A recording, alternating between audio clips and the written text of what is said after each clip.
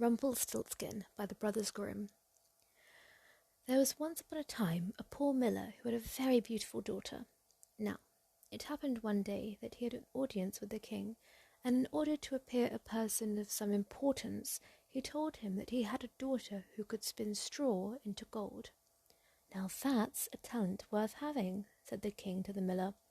"If your daughter is as clever as you say, bring her to my palace tomorrow, and I'll put her to the test."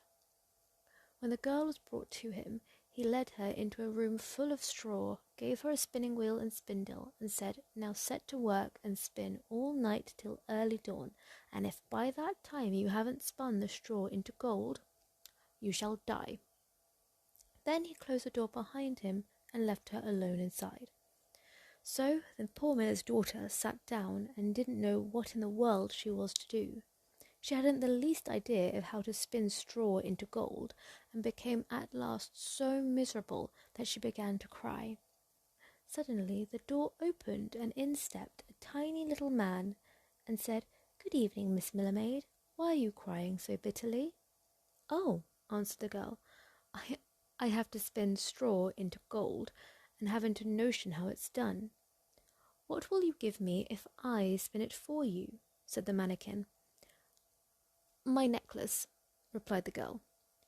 The little man took the necklace, sat himself down at the wheel, and whirr, whirr, whirr, the wheel went round 3 times, and the bobbin was full.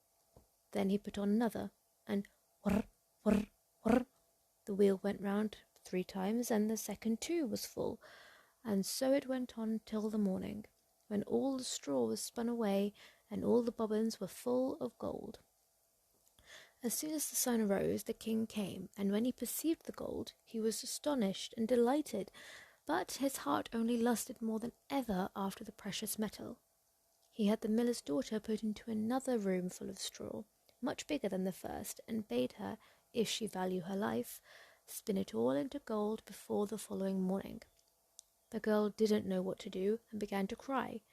Then the door opened as before, and the little man appeared again, and said, "What'll you give me if I spin the straw into gold for you?"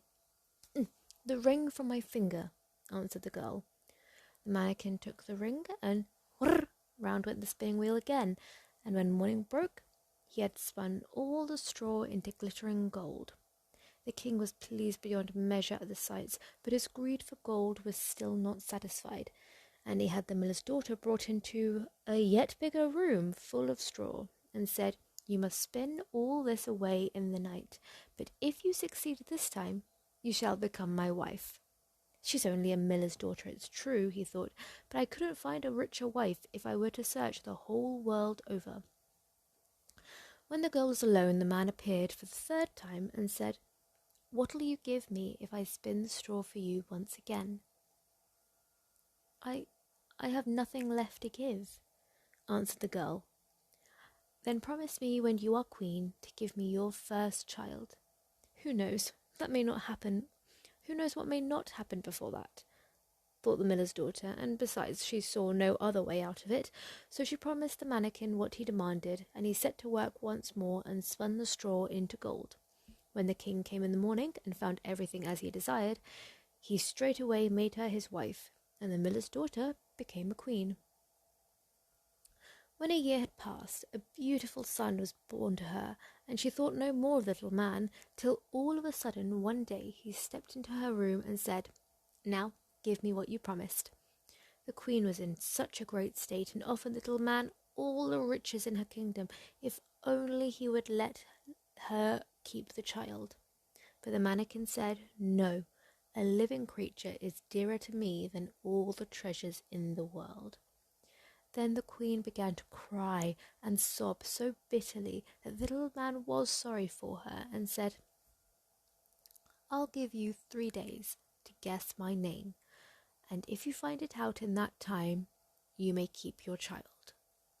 Then the queen pondered the whole night over all the names she had ever heard, and sent a messenger to scour the land and to pick up far and near any names he could come across.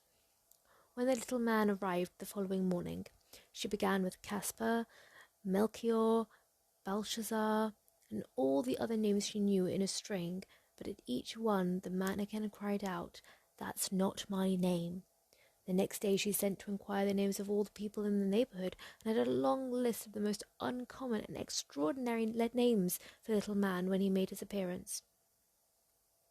"Is your name perhaps Sheepshanks, Crookshanks, Spindleshanks?" But he always replied, "That's not my name." On the third day the messenger returned and announced, "I've not been able to find any new names, but as I came upon a high hill round the corner of the wood, where the foxes and hares bid each other good night, I saw a little house, and in front of the house burned a fire, and round the fire sprang the most grotesque little man, hopping on one leg and crying, 'Tomorrow I brew, today I bake, and then the child away I'll take, for little deems my royal dame that Rumplestiltskin is my name.'" Can you imagine the queen's delight at hearing that name?